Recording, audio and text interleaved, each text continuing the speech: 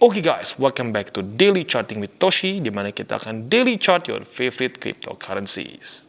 Oke, today's video is brought to you by OKX, di mana ini mungkin salah satu exchanger yang namanya sudah tidak asing di telinga kita. Ya, karena ini bisa dibilang salah satu exchanger yang cukup besar di dunia, ranking belasan di CMC dengan trading volume mencapai miliaran US dollars. Nah, jadi buat lo yang ngeluh, aduh, order gue suka nggak kemakan dan lain-lain, di OKX ya aman semua ya, karena trading volumenya besar. Nah, selain dari itu kita bisa lihat OKX ini sangat komplit ya. Mulai dari trading spot, margin, ada trading bot juga. Dan kalau kita lihat di sini earningnya juga komplit. Ada dari savings, stablecoin, staking, fixed income, flash deals, bahkan E2.0 juga ada di sini ya.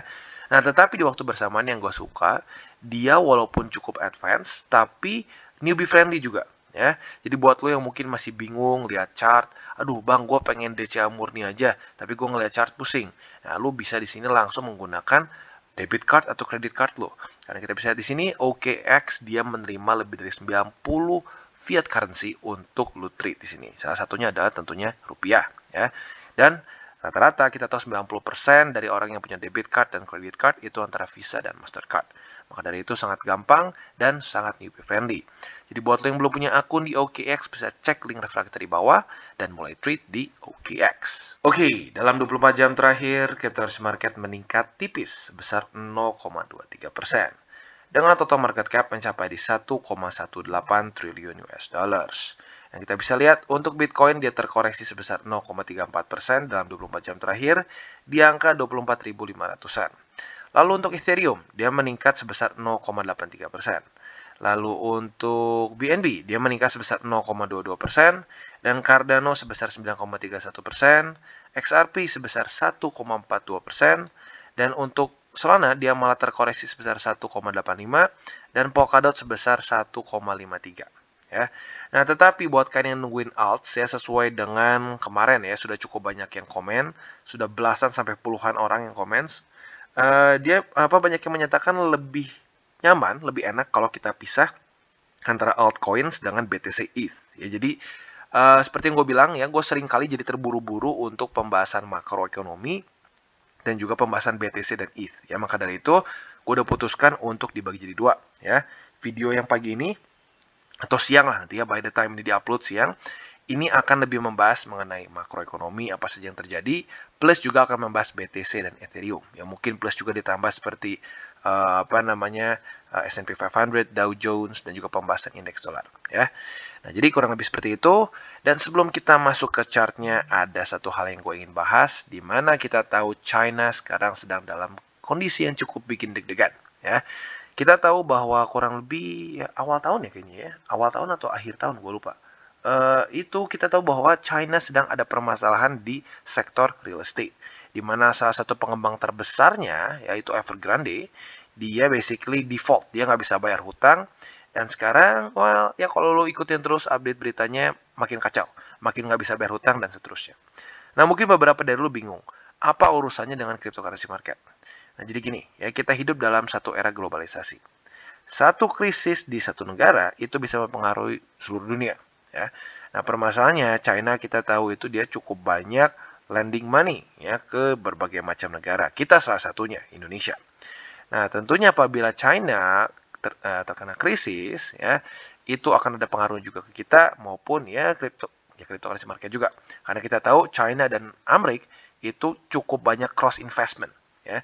Jadi kalau sampai China goes under, kalau sampai mereka kena resesi sebesar 2008 ya, itu akan juga mempengaruhi markets in general ya.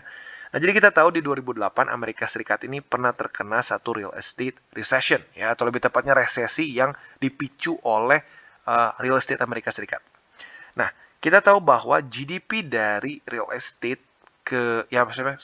rasio antara GDP dengan real estate di Amerika Serikat di 2008 itu nggak se-ekstrim China. Setahu gue itu kalau nggak salah sampai cuma belasan persen atau mungkin di bawah dari itu. Ya. Sementara di China, ya, real estate ini 30% dari GDP China, which is really really big. Dan bahkan sekarang kalau kita tahu real estate China ini adalah satu investasi ya yang paling besar dananya ya mengalahkan gold dan lain-lain. Lo bisa cek sendiri berapa kalau nggak salah triliun atau miliar ya, gue lupa nih ya. Lu harus cek lagi deh ya. Nah, intinya ya, apabila ini terjadi seperti di 2008 versi China, ini akan berapa kali lipatnya dari yang 2008 di Amerika ya. Karena lagi-lagi 30% dari GDP. Nah, yang menjadi permasalahan kita tahu bahwa dalam beberapa bulan terakhir ini cukup banyak riot di China ya. Banyak yang protes karena dua hal. Yang pertama karena real estate ini. Banyak pengembang-pengembang, salah satunya Evergrande, yang tidak berhasil membangun ya apartemen yang mereka sudah janjikan. Jadi ya seperti biasalah ya, mereka jual gambar dulu ya, mereka pre-sale, orang pada beli dulu, udah nyicil dulu berapa tahun, tetapi ya mereka gagal ya, Evergrande dan berbagai macam pengembang lain gagal untuk membangun apartemen tersebut ya. Masanya nggak cuma 1 sampai 2 ya, kalau di Indonesia adalah mangkrak kan 1-2. Nah, di China ini literally nyaris semua mangkrak.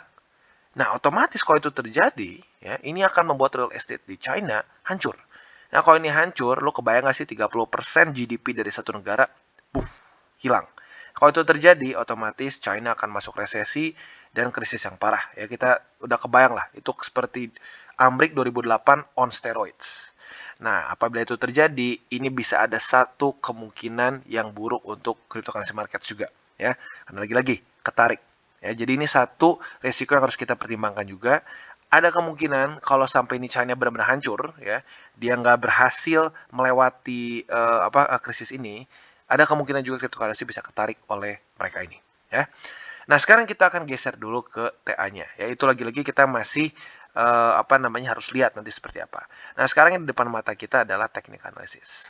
Kalau kita lihat di sini, kemarin BTC ini nyaris membuat doji ya, walaupun adalah sedikit bodinya ya. Nah, jadi ini menunjukkan bahwa para sellers masih cenderung masih cenderung kuat, atau lebih tepatnya ini, para buyers masih belum berani untuk lanjut menghold posisi long maupun posisi buy mereka ya. Nah, jadi ada sedikit rejection dan tepat sekali di reject oleh daerah Bollinger Band atas ya. Nah, sekarang ya, kalau kita lihat dari polanya, ada kemungkinan Bitcoin ada koreksi, atau yang kedua mungkin saja dia terjadi sideways di sini ya, antara dua hal tersebut. Nah, sekarang ya, otomatis kalau seperti itu PR-nya jelas ya, PR-nya jelas masih sama seperti kemarin, pertahankan 23.400 ya, atau lebih bagus lagi kalau bisa ya, bertahan di atas dari 24.000. Kalau sampai Bitcoin bisa melakukan dua hal tersebut ya, secara short term that's good ya. Dan selain dari itu juga kita bisa lihat bahwa sekarang dari 23.400 sudah berkonfluence juga dengan MA20 yang literally kurang lebih ya sama di daerah 23.400 juga. That's good ya. Jadi untuk short termnya jelas mempertahankan 24.000 dan kalau bisa juga mempertahankan 23.400. Nah, untuk lebih long termnya kita tahu dalam berapa jam lagi ya? Kita lihat dalam 20 jam lagi akan terjadi weekly close ya. Nah, weekly close ini kalau kita lihat for now ya sudah cukup sudah cukup nyaris pasti di atas dari EMA 200 weekly. Nah, itu adalah satu lagi pertanda yang baik untuk Bitcoin secara lebih makronya ya. Dia berhasil mempertahankan 200 weekly sebagai support lagi. Nah, tetapi ya yang menjadi satu resisten makro juga adalah di daerah 25.300-an. Jadi PR-nya kalau dia berhasil mempertahankan MA 200 weekly adalah ini selanjutnya, 25.300-an. Di mana ini adalah satu struktur, sebenarnya awalnya bisa dibilang ini adalah satu daerah di mana Bitcoin drop sangat ekstrim karena ini kasus Luna dan diperparah juga dengan Elon Musk yang dia membuang BTC kurang lebih sekitar ya di daerah sinian lah. Yang gue lupa tepatnya di tanggal berapa, tapi di daerah sini ya. Nah, ini tentunya membuat Bitcoin sangat drop secara harga dan ya kalau kita secara strukturnya ini bisa berubah menjadi satu resisten. Nah, jadi PR-nya adalah kalau andaikan ya dia sudah berhasil mempertahankan EMA 200 weekly, next adalah tembus 25.300. Nah, kalau dia bisa tembus juga ini, that's good ya. Nah, setelah dari itu ada lagi nggak PR-nya, Bang? Sayangnya masih ada ya. Walaupun kita dalam kondisi yang bisa dibilang cukup bullish sekarang ya, tetapi kita masih technically speaking masih dalam bear market ya. Kenapa seperti itu? Kita akan coba lihat di sini ada satu indikator yang sudah cukup lama kita tidak pakai, yaitu bull support band ya. Nah, di mana bull support band ini adalah satu indikator yang super simple sebenarnya ya. Ini adalah 2 MA ya. Satu exponential moving average, yang kedua adalah SMA, simple moving average, ya. Yang satu MA21 dan satu MA20. Nah, jadi ini adalah satu band, ya, satu band yang menunjukkan apakah kita dalam kondisi bear market atau bull market. Nah, sekarang jelas kita di bawah dari si bull support band, maka kita dalam kondisi di bear market. Nah, jadi setelah tembus 25.300, PR selanjutnya adalah menembus ini, ya, sekitar 29 ribuan, ya. Nah, jadi lagi-lagi itu adalah PR makro dari Bitcoin, ya. Sebenarnya cukup simple, ya. Kalau dia bisa menaklukkan ini semua, secara historically kita bisa lihat, ya. Kalau dia sudah bisa menaklukkan bull support band dan menjadikan bull support band sebagai support, biasanya itu akan menjadi pertanda untuk bull market yang eksponensial, ya. Seperti contohnya di sini. Ya, tadi di sini, ya. Lalu di 2015 kita bisa lihat di sini dia berhasil menjadikan support, naik ke atas dan seterusnya, ya. Nah, sebenarnya kalau skenario yang paling gua suka untuk Bitcoin adalah seperti ini, ya. Dimana dia nggak apa-apa naiknya nggak usah cepet-cepet, ya. Dia naik pelan-pelan. Nah, setiap kali dia koreksi, koreksinya ke bull support band. Koreksi ke sini lagi, dan seterusnya, ya. Nah, jadi ini yang paling sustainable, ya. Kalau dia per berapa lama koreksi, dan koreksinya ke bull support band. Ya, jadi ini satu skenario yang paling kita harapkan. Nah, kadang-kadang kalau kita kecepatan kayak gini nih, ya.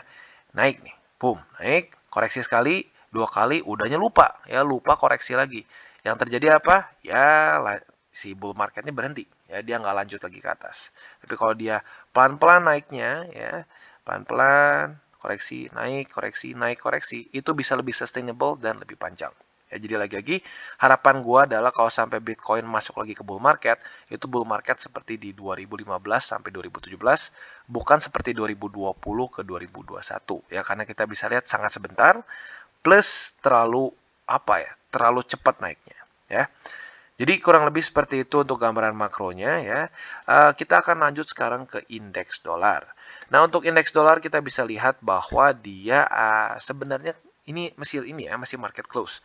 Maka dari itu kita mungkin lihat data kemarin, dia masih ya berhasil menembus 105 lagi. Ya, jadi kita lihat besok nih. Kalau sampai besok dia ternyata tembus MA50, nah itu satu pertanda yang nggak terlalu bagus untuk risk on asset, ya. Nah, jadi ya kurang lebih for now sih masih oke, ya. Untuk Nasdaq, S&P, Dow Jones juga semua masih kurang lebih sama, ya. Dia masih cenderung naik semua, dan sepertinya ya mereka akan sebentar lagi mengunjungi MA200 daily, ya. Nah, jadi kita lihat nih kurang lebih seperti apa, ya. Jadi overall seperti itu, ya. Sekarang kita akan lanjut ke buy limit untuk BTC dan Ethereum, ya, atau kita bahas lebih detailnya lah ke belakang, ya. Dan buat lo yang tertarik untuk akumulasi Bitcoin, altcoins, dan lain-lain, jangan lupa bisa menggunakan link level kita di bawah. Dan jangan lupa juga bahwa DCWT ini bukanlah bagi-bagi sinyal, bukan juga financial advice. Jadi tujuannya untuk membiasakan para subscriber untuk lebih mengerti charting. Oke, dan selanjutnya kita akan geser ke buy limit untuk Bitcoin, ya. Yang pertama jelas, yang pertama adalah di daerah 23.400. Karena kita bisa lihat di sini MA20 dan 23.400 sebagai struktur sudah confluence, ya. Maka dari itu ini bisa menjadi satu support yang lebih kuat lagi, ya. Maka dari itu buy limit pertama. Buy limit kedua ada di MA50. Nah, MA50 ini ada di harga 21.973. Kita bulatkan ke 22.000 untuk lebih mudahnya, ya. Nah, sesuai dengan pembahasan kita kemarin, kita bisa lihat bahwa MA50 dengan struktur 21.500, ya, sudah mulai jauh. Maka dari itu ini akan menjadi buy limit yang terpisah, ya. Jadi buy limit ketiga itu di daerah 21.500. Di mana ini adalah awalnya struktur resisten, ya. Resisten tetapi tertembus pada tanggal 18 Juli. Dan setelah itu satu resisten yang kuat bisa menjadi support. Maka dari itu ini menjadi buy limit ketiga kita, ya. Nah, untuk buy limit kita yang terakhir, kita tahu bahwa ada satu support yang cukup ini, ya, yang cukup MVP dalam bear market kita hari ini, ya. Karena kita tahu sekarang secara technically speaking kita masih di bear market karena di bawah dari bull support band, ya. Nah, kalau kita lihat di sini dia berkali-kali memantulkan harga Bitcoin secara daily maupun secara weekly, yaitu adalah struktur di 19.200, ya. Ini adalah struktur weekly close di 2017, all time high 2017, ya. Otomatis ini adalah awalnya resisten, ya. Resisten di 2020 sempat juga menjadi resisten, menahan harga Bitcoin beberapa minggu dan akhirnya tertembus pada tanggal 14 Desember 2020, ya. Nah, sekarang ya, atau lebih tepatnya beberapa minggu lalu, dia retest lagi sebagai support dan ternyata berhasil. Ya, ini menjadi support. Jadi, lagi-lagi ini adalah struktur yang cukup penting, ya. Nah, jadi overall seperti itu. Kalau secara sekilas kita bisa lihat bahwa ini kecenderungannya Bitcoin akan cenderung koreksi, ya. Ini sedikit nge-lag, ya. Nah, kenapa? Karena kita bisa lihat volume dia di daily terus turun, ya, dari tanggal 10 Agustus basically, ya. Walaupun harga cenderung naik, tapi volume terus turun.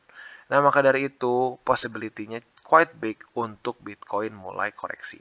Nah, koreksi terdekatnya ke daerah 21.400-an, ya. Bukan 21.000, 23.400, ya, di sini nih, 23.400. Jadi kurang lebih seperti itu, ya. Lagi-lagi buat lo yang mungkin udah gatel pengen akumulasi di sini, tahan dulu, ya. Jangan dulu akumulasi spot, jangan dulu ngelong, ya. Karena kalau lo akumulasi di sini, lo beli di resisten, ya. Jadi kurang lebih seperti itu untuk BTC. Oke, dan selanjutnya kita geser ke Ethereum. Nah, untuk Ethereum kita bisa lihat bahwa dia lagi-lagi berhasil mempertahankan 1943. Ya. Jadi tembus pada tanggal 12 Agustus, kemarin berhasil dia pertahankan sebagai support technically. Ya. Nah, jadi buat lu yang mungkin masih memegang posisi short di 1943, bisa pertimbangkan untuk cut loss. Ya. Walaupun sebenarnya masih ada kesempatan, ya, masih ada kemungkinan dia jebol lagi ke bawah. Karena kita bisa lihat volume cenderung turun. Tapi buat lo yang lebih cenderung konservatif, lebih baik cut loss dulu aja, cari setup yang lebih bagus lagi. Ya, karena sebenarnya kalau lo punya posisi short di sini, lo kemungkinan besar agresif, ya, karena gue udah bilang lebih baik tunggu dulu konfirmasi. Dan kita bisa di sini tidak terjadi konfirmasi, ya. Jadi kalau lo punya posisi short, ya mungkin dari awal memang lo sudah risk taker, ya. Nah, jadi kurang lebih seperti itu untuk Ethereum.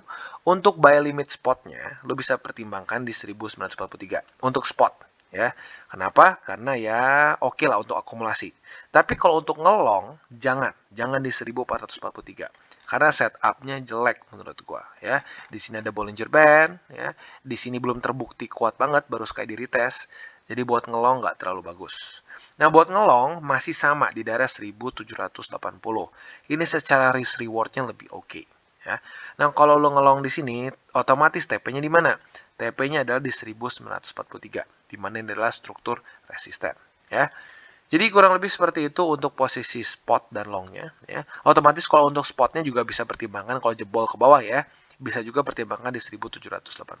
Ya, karena lagi-lagi sebenarnya Ethereum ini belum sempat retest, ya, dari 1780. Dia tembus langsung naik ke atas. Jadi kalau buat lo yang belum punya posisi di sini, ya, otomatis belum lah, ya, karena rata-rata yang punya posisi di sini mungkin di daerah sini, ya, di Mei. Jadi kemungkinan belum, ya.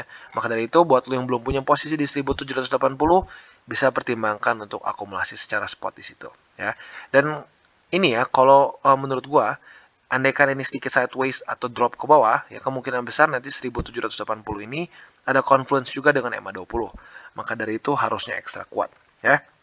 Jadi kurang lebih seperti itu untuk Ethereum, quite simple, ya. Secara struktur lagi-lagi dia masih oke, ya, masih bagus. Dimana masih cenderung membuat higher high, higher low, higher high, higher low, ya. Dan bisa dibilang secara struktur nggak berbeda jauh dengan BTC, ya. Kita lihat di sini. Ini BTC, ini ETH, literally mirip banget. Cuma perbedaannya mungkin ETH secara persentase lebih besar naiknya, ya. Jadi kurang lebih seperti itu untuk Ethereum. Dan PR dia selanjutnya adalah jelas banget, ya, pertahankan 1943. Dan kalau bisa dia secara konsisten close daily di atas dari 2000 USD. Oke guys, jadi itu adalah akhir dari segmen DCWT kita pada hari ini. Dan jangan lupa bagi kalian yang merasakan manfaat dari segmen ini, jangan lupa untuk share ke teman-teman kalian. Dan apabila lu pengen mensupport channel kita, ya, TCI, jangan lupa untuk menggunakan link referral kita di bawah.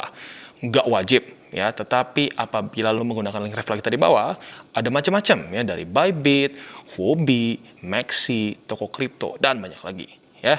Ya, walaupun nggak wajib, tapi kalau menggunakan link referral kita, lu secara langsung membantu perkembangan dari TCI. Dan satu lagi, jangan lupa juga untuk join Telegram group kita, di mana kita bisa ngobrol-ngobrol santai mengenai dunia cryptocurrency secara dua arah. So, jangan lupa untuk like, subscribe, click the bell icon, and see you on the next video.